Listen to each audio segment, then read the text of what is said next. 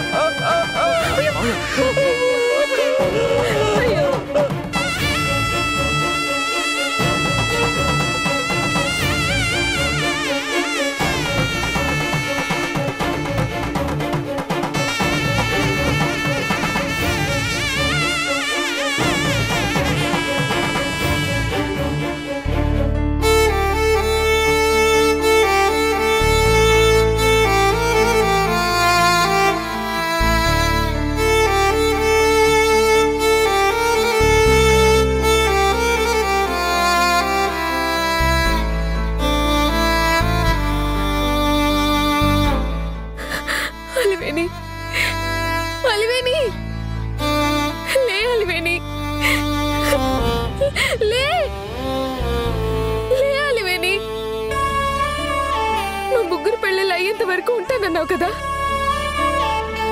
ఇప్పుడు ఎందుకు లేవట్లేదు? లే లే అలివేణి, అలివేణి.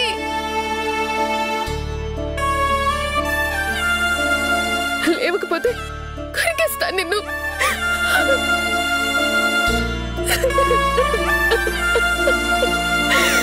లే అలివేణి.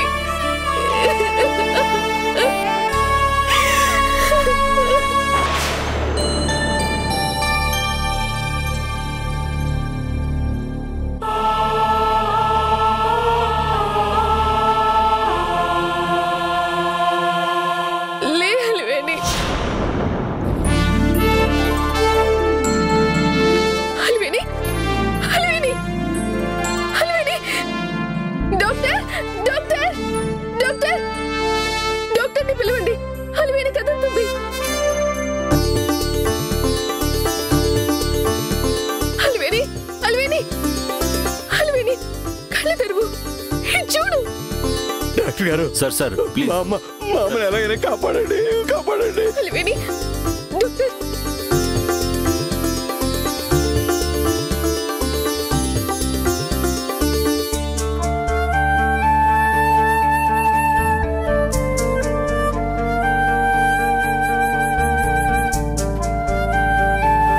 అలివేణి కళ్ళు తెరువు, చూడు. అలివేణి చూడు. అలివేణి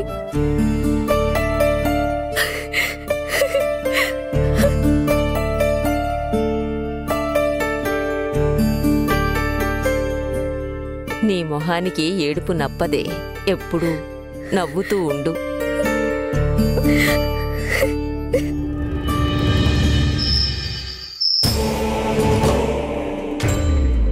ఆ అలివేణి చావు కబురు వస్తుందని పట్టు చీర నగలు తీసేసి కాటన్ చీర కట్టుకుని రెడీ అయిపోయాను. తీరా చూస్తే ఆవిడ ఎముడికి హలో అని చెప్పేసి తిరిగొచ్చేసింది. ఆవిడ ఆయుష్ గట్టిదో, ఈ పెళ్లికి ఆ సిద్ధాంతి పెట్టిన ముహూర్తం గట్టిదో తెలియదు గాని మొత్తానికి ఆవిడ చచ్చి బతికి మనల్ని చంపింది. నాకు నమ్మకం పోయింది. ఈ పెళ్లి ఆపడం కష్టం. పదండి, వెళ్ళి పెట్టే బేడా చదువుకుని పెళ్లికి బయలుదేరదాం. పెళ్లి అక్కడెక్కడో 200 కిలోమీటర్ల అవతలు పెట్టారు కదా. అక్కడ ఆవిడ చావకపోయినా ఇక్కడ నువ్వు చస్తే పెళ్ళాగిపోతుంది.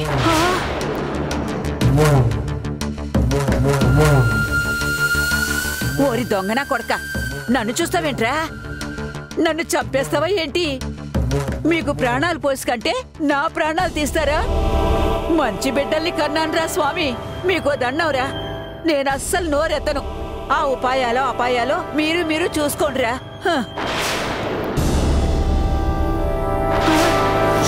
ఏంట్రా ఇంకా అలాగే చూస్తున్నా? దొంగ సచ్చినోడా. పోతే కొరివి పెడతావు అనుకున్నానే గాని కొరివి పెట్టడానికే వచ్చావేమోనని నాకు ఇప్పుడు డౌట్గా ఉంది. నీకు పుణ్యం ఉంటుందిరా. నా మాత్రల డబ్బా జోలికి మాత్రం వెళ్ళకురా. అసలు ఈ రాత్రికి ప్రశాంతంగా పడుకోవడానికి కూడా భయం వేస్తుంది నాకు. కాసేపు నోరు మూసుకుని ఉంటావా?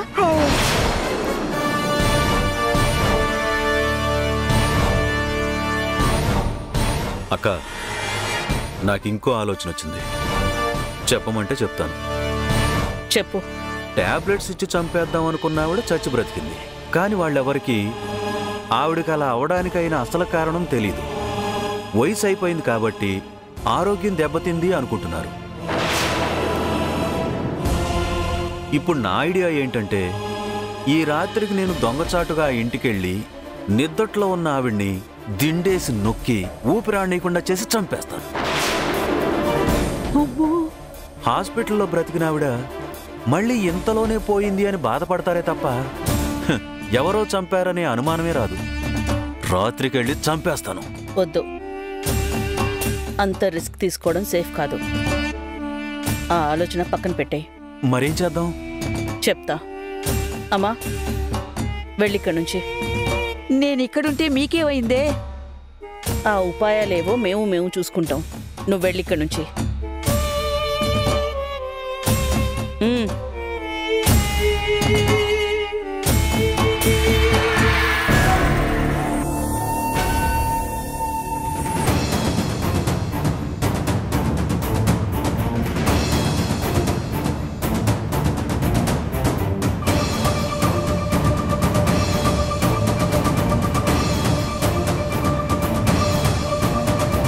అసలు వినబడి చావట్లేదేంటి?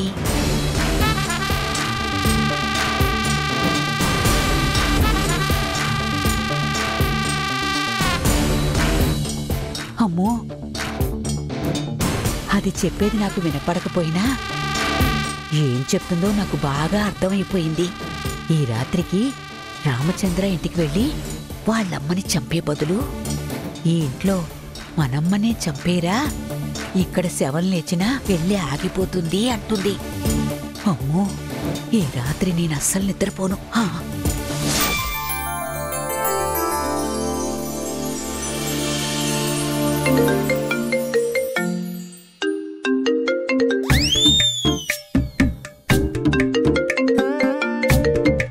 హలో. Hi hero. హీరోనా?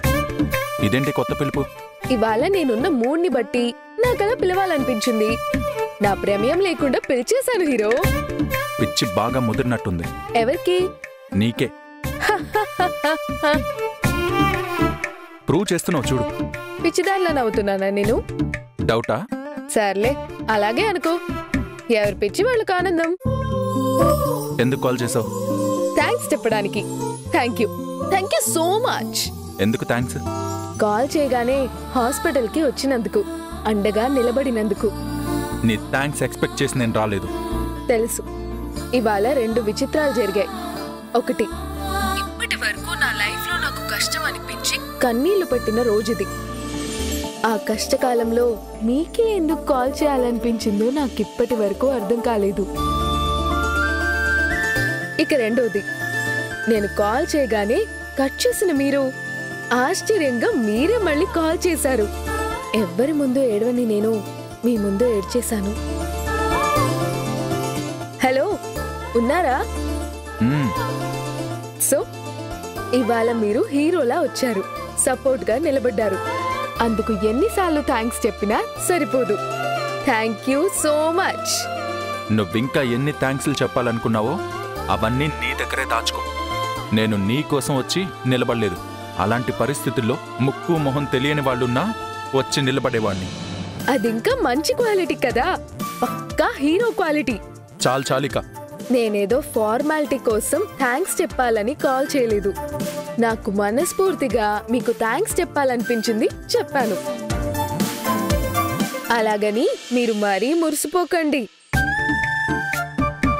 ఈ వ్యవహారంతో మీ దగ్గర బుద్ధిగా పద్ధతిగా ఉంటానని మాత్రం అస్సలు ఎక్స్పెక్ట్ చేయొద్దు. బావమర్దులంటే అనుకూల శత్రువులు. ఎలక పిల్లిలా ఉంటేనే మజా. అప్పుడే కదా నీ పిలక నా చేతిలో ఉంటుంది. సైలెంట్ గా వింటున్నానని చాలా టూ మచ్ గా మాట్లాడుతున్నావు. నన్ను ఆడించేంత గొప్పదానివా నువ్వు? అరే, అదింకా అర్థం కాలేదా బావా నీకు? అసలు మనం పరిచయం అయిన దగ్గర నుంచి ఒకసారి రివైండ్ బటన్ నొక్కి చూడు. నేను నిన్ను ఎంత ఆడించానో. ప్రతి విషయంలో నేనే నెగ్గాను. ఇవన్నీ పక్కన పెట్టేస్తే మనకి సంబంధించి ఓ భయంకరమైన నిజం ఒకటి ఉంది. తెలిస్తే నీ ఫ్యూజులు ఎగిరిపోతాయి. ఏంటది? అమ్మా, అది చెప్తే ఇంకేమైనా ఉందా? చెప్తావా లేదా? చెప్పను. నువ్వు నీ పిచ్చి వాగుడు. పెట్టు ఫోన్. సుబ్బారావు, నా మాటలు వినొద్దు అనుకుంటే నువ్వు ఫోన్ కట్ చేస్తే సరిపోతుంది. ఈ మాత్రం లాజిక్ తెలియకుండా కోట్ల వ్యాపారం ఎలా చేస్తున్నావయ్యా? నిన్ను నమ్మి పెళ్లి కూడా చేస్తున్నాం. పోవే రాక్షసి. భావిని ఇలా ఏడిపిస్తూ ఉంటే ఆ ఆనందమే వేరు.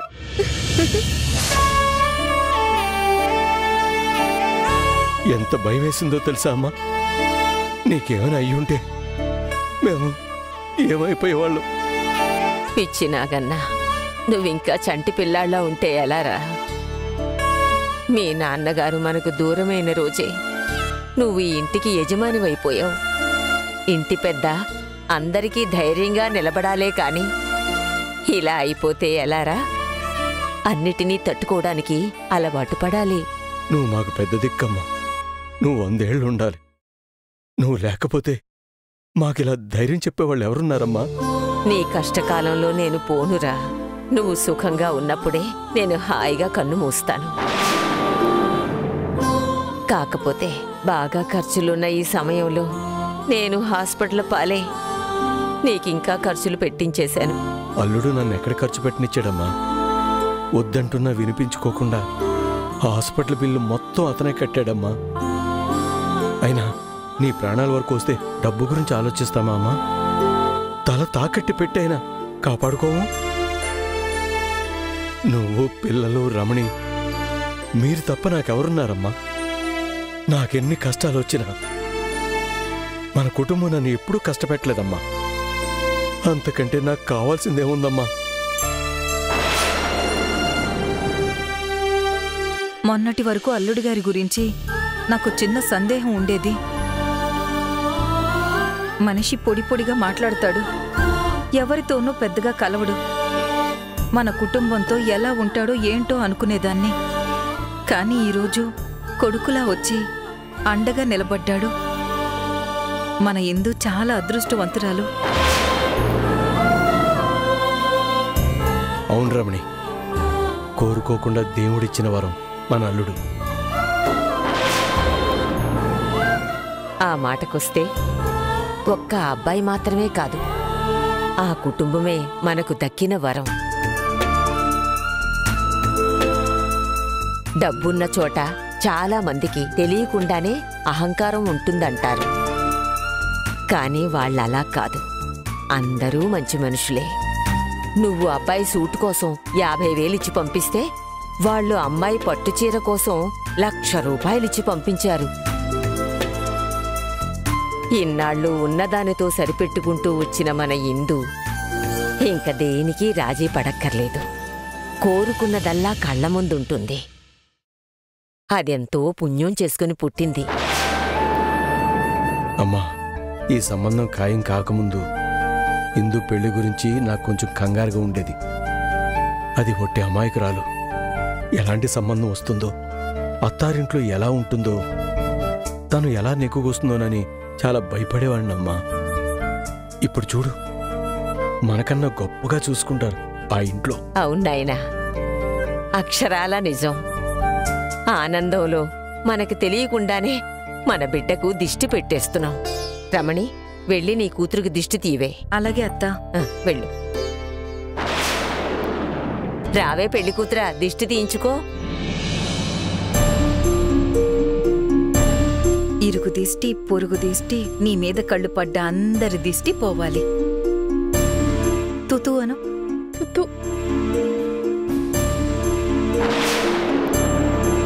అమ్మా, ఇంకో 2 రోజుల్లో మన ప్రయాణం. మనందరికీ ఒక బస్సు మాట్లాడాను.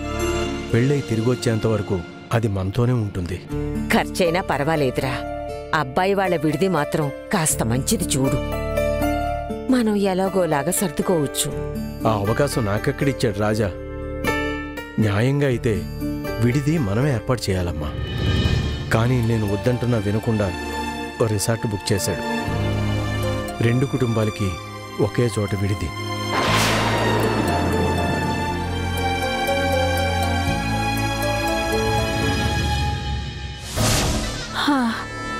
రామయ్యా, రే నువ్వేంట్రా ఇక్కడికొచ్చావు? ఆ గదిలో ఏసీ పనిచేయడం లేదమ్మా, ఇక్కడే పడుకుందామని వచ్చాను. నేను నిద్రలోకి జారుకోగాని వీడి దిండేసి నొక్కి చంపేయడానికే వచ్చాడన్నమాట. ఒరే నువ్వులే, నువ్వెళ్ళి వేరే గదిలో పడుకో. నేనిక్కడ పడుకుంటే ఏంటి, చచ్చిపోతావా?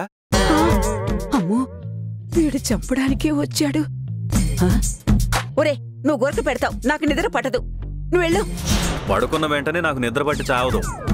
నువ్వేమో పడుకోగానే నిద్రపోతావు. నిద్రలో ఉన్న మనిషి చచ్చిన మనిషితో సమానం. గురకలో గిరకలో ఏమి వినపడవు. పడుకో. అమ్మో, నిద్రలో ఉన్న మనిషి చచ్చిన మనిషితో సమానమా? వీడు ఖచ్చితంగా నన్ను చంపడానికి వచ్చాడు. అందుకే వాడికి తెలియకుండానే చావు పలుకులే పలుకుతున్నాడు.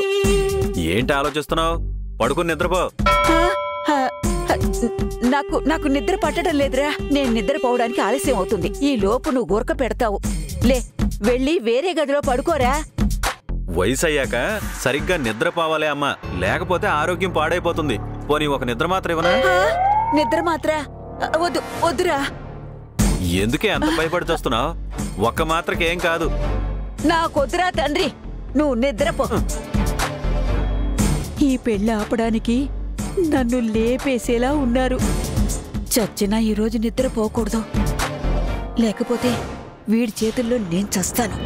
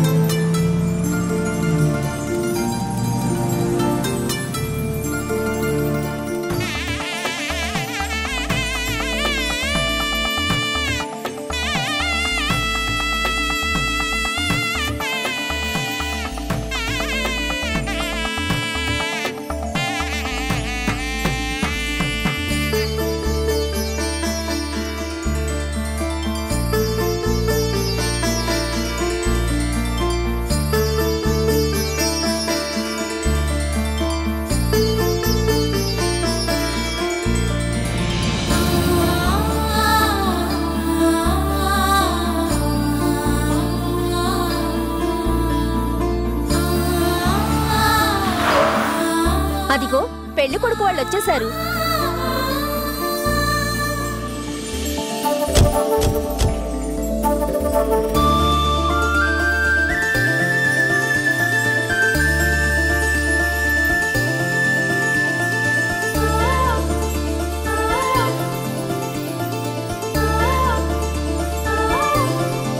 ఏంటి పెళ్లి కొడుకు గారు, ప్రయాణం బాగా జరిగిందా? ట్రావెల్ చేసి బాగా అలసిపోయినట్టున్నారు.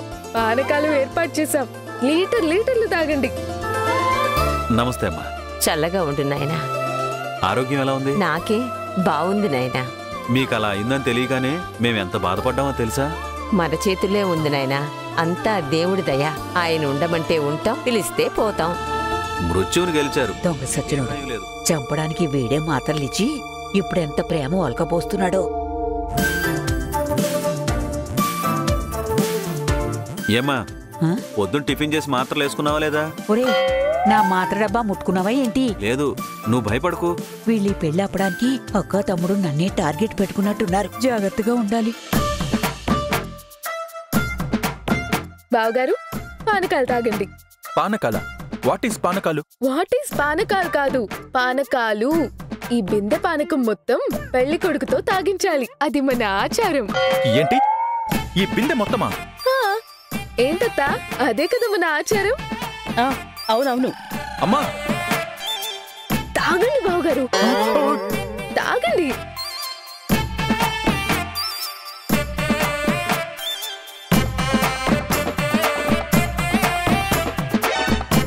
తాగరా, ఆచారం కదా. నాన్న, పానకాలు కినికాలు నాకు అసలు అలవాట్లేదు. పైగా బిందెడు. అలవాటు అవడానికి రోజు పెళ్లి చేసుకుంటావా ఏంటి? తాగనయ్యా, తాగు తాగు. నువ్వు తాగరా. పెళ్లి నాకా నీకా? తాగరా, తాగు. ఇన్నాళ్ళు పెళ్లి చేసుకునని మాతో 3 చెరువుల నీళ్లు తాగించావు కదా, బిందెడు పానకం తాగడానికేంటి? తాగు. నాన్న, తాగాలి, తాగాలి, తాగాలి, తాగాలి, తాగాలి, తాగాలి, తాగాలి, తాగాలి, తాగాలి, తాగాలి, తాగాలి. రే రే రే రే రే. ఆగరా బాబు, నిజంగానే బిందెడు తాగేసేలా ఉన్నావు. అంటే నిజంగా తాగక్కర్లేదా?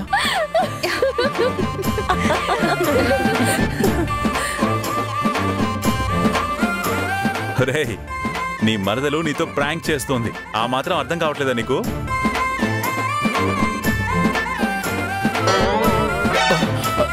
ఏంటి బావగారు అలా ఉలిక్కి పడిపోయారు? ఇంకా పెళ్లి కొడుకునే చేయలేదు, అప్పుడే బెదిరిపోతున్నారు. ఇక ముందు ముందు ఎలా తట్టుకుంటారో. నేను చూస్తాను. పోటీయా? చూద్దామా? ఇదిగో అమ్మాయి, అప్పుడే మీ బావని అంత బెదరగొట్టకు. ముందు మీ బావతో పానకం తాగించి తర్వాత అందరికీ ఇవ్వు.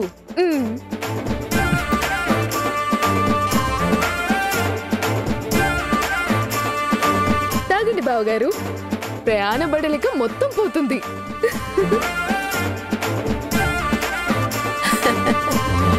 నీ మనవరాలు మరీ అతి చేస్తుంది. అబ్బాయిని ఆట పట్టించడం ఏంటి? కొంచెం తిన్నగా ఉండమని చెప్పు. అలివేని, పెళ్ళంటే ఇలా సందడిగా సంతోషంగా అల్లరల్లరిగానే ఉంటుంది. ఏదో యోగా క్లాస్కి వచ్చినట్టు ధ్యానం చేస్తూ కూర్చోడు. చెప్పు నీ కొడుక్కి. అబ్బాయికి హారతిచ్చి లోనికి పంపించండి. కాస్త గట్టిగా తీయండి, పెళ్లి కొడుకు అసలే అందగాడు.